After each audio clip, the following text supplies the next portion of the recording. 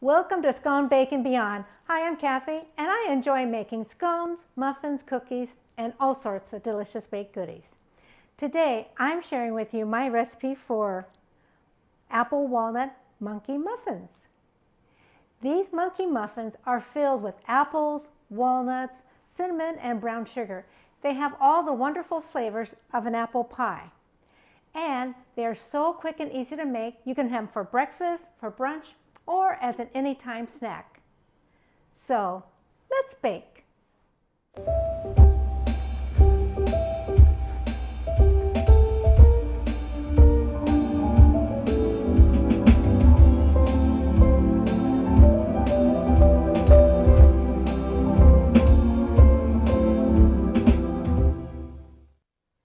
For this recipe, I'm going to use my basic scone recipe. So the first thing I want to do is I want to grate my butter because I want to keep the butter as cold as I can, as long as I can. So I'm going to grate my butter. I have here 1/2 cup of cold butter, and I'm going to grate it, and then I'm going to put it up in the freezer to keep it cold.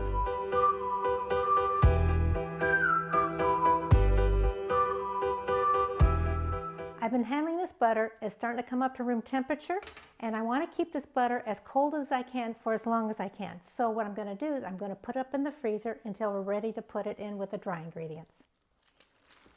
Okay, I'm just chopping up my apples right now, and what I do for my apples, I usually have 2 apples for this recipe, and they're kind of medium-sized apples.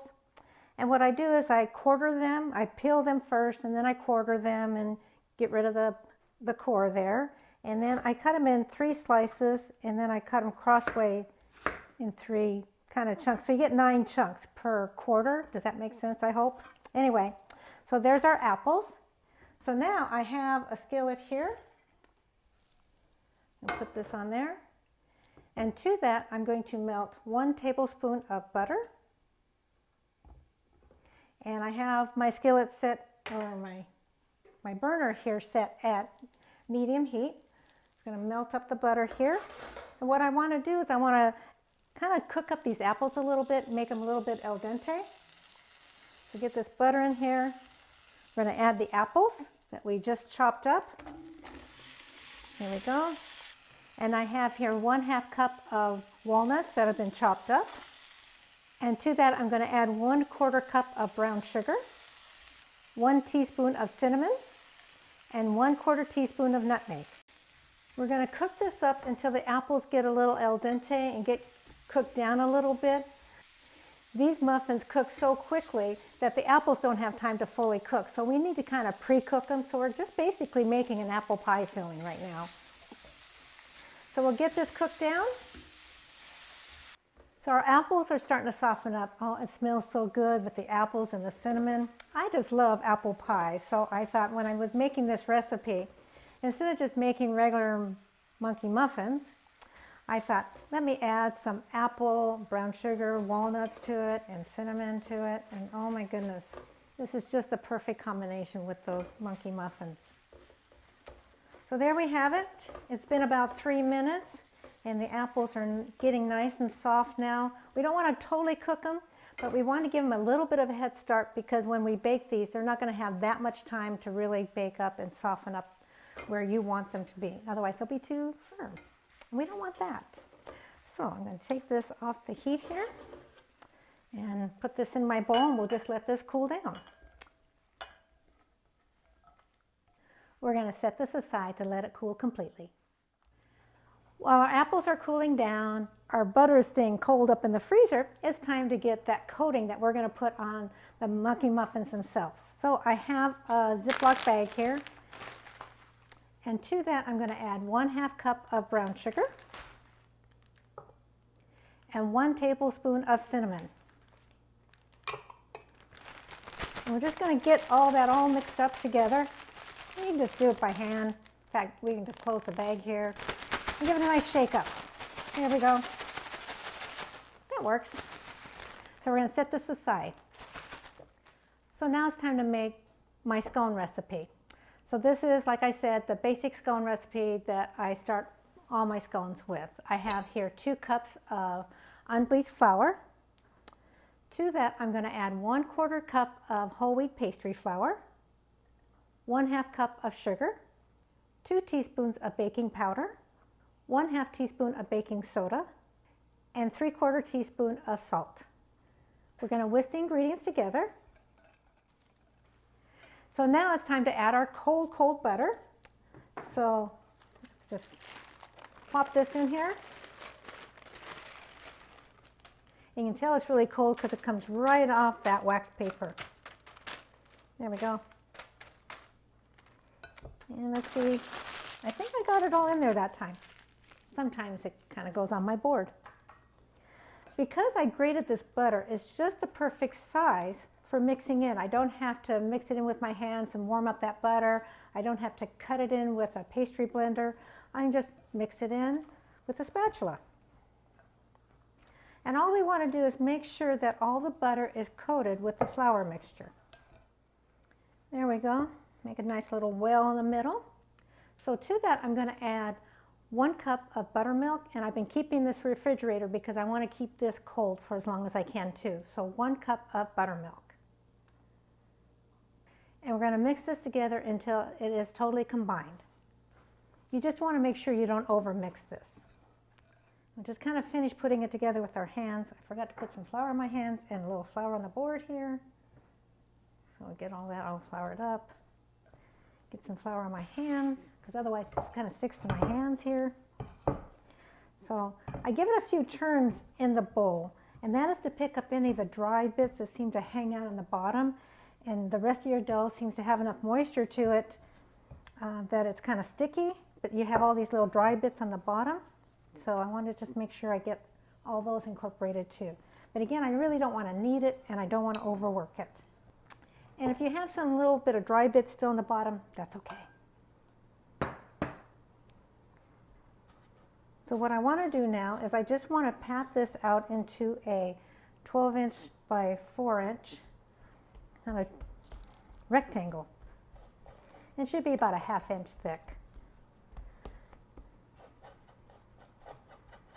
And I have here a scraper, and it has inches measurements on it, and it's 6 inches wide, so that's how I know when I get to 12 inches long here by 4 inches wide.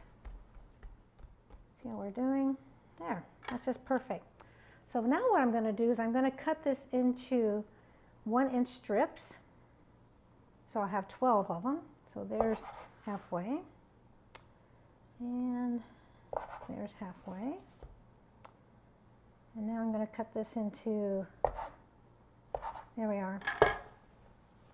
So I'm going to cut this into, like I said, 12 1-inch strips, because we have a 12-cup muffin tin, and that's how many muffins we're going to make, is 12 of them.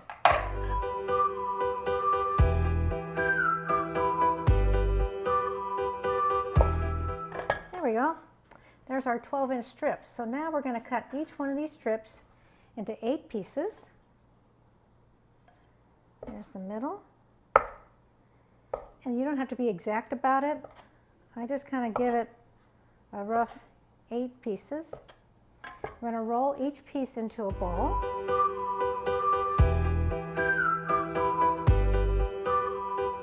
There we go, we have 8. Now I found that if I put all of these in the bag at the same time, they all clump together and I had one big ball of dough.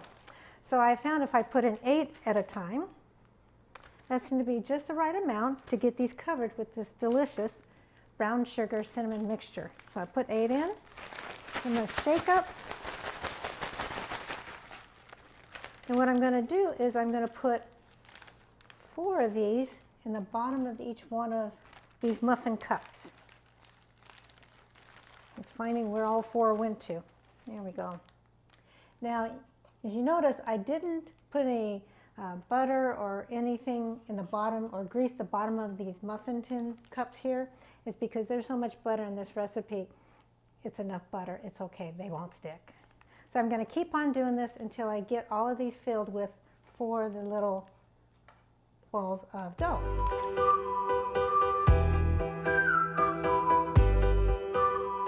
Now we have 4 of the dough balls covered in brown sugar cinnamon mixture. They're in there. So now it's time to add some of the apple filling.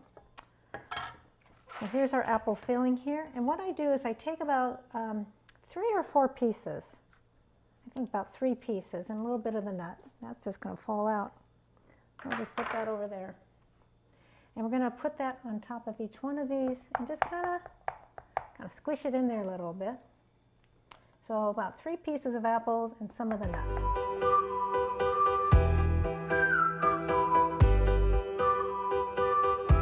So that's half of the apple mixture, and that's half of the dough. So what we're going to do is we're going to, again, cut this into 8 pieces, roll it up, get it covered with the brown sugar cinnamon mixture, and fill these up with the rest of the dough.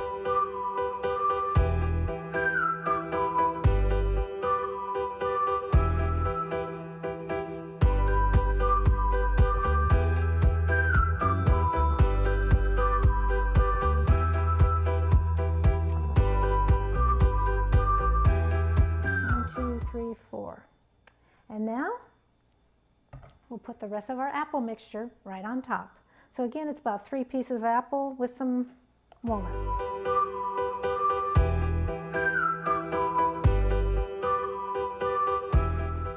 And if you have any of the juices left over, just go ahead and if you think something didn't get enough of the buttery brown sugar cinnamon mixture, just put it on top. So there they are. They're ready to go in the oven. I preheated my oven to 375 degrees. We're going to bake these for 20 to 25 minutes. Okay, it's been 23 minutes and they smell so delicious.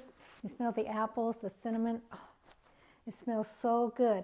So what we're looking for doneness, you really can't tell because they are nice and golden brown on top, is that the centers, and this is hot, are not all squishy, which would indicate that they're not fully cooked in the bottom part. So we're going to let these cool here on the cooling rack for about 10 minutes. Okay, now our muffins are kind of cool enough to handle, but there's still a lot of butter and juices in the bottom of those muffin cups. So what I'm going to do is I'm going to take my platter here and I'm just going to flip it like that. And I'm just going to kind of lift this up a little bit. And if they're sticking in there, I have a fork, because typically they'll come right out. I can hear them plopping out of there.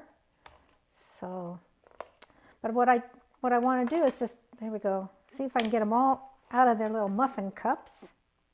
And they might need a little bit of help, a little prodding there. There we go. All right. But I want to leave the muffin tin on top of them because it still has some butter and juices down there in the bottom, and I want all that to soak back into the monkey muffins. So we're going to let this sit here like this until they're cool completely.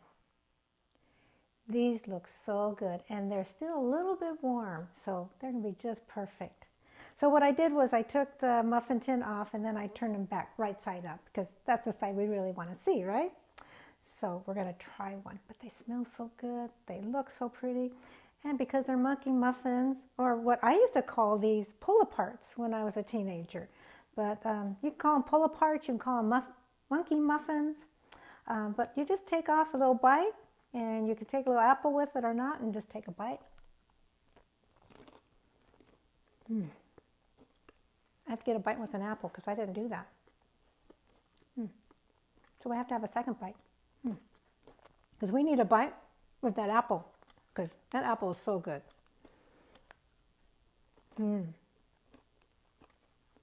That is so good. The apple, the cinnamon, brown sugar, the walnuts give it a nice little crunch. It's like having a little apple pie in the middle of your monkey muffin. And they're so fun to eat because you just take a piece off at a time and you can eat it. Those are so good. For the complete recipe, please go to my website, sconebaking.com, and there is a link below. If you like this video, please give it a thumbs up, and please subscribe for future videos. I hope this recipe inspires you to bake. Thank you for watching. I'm going to finish this off.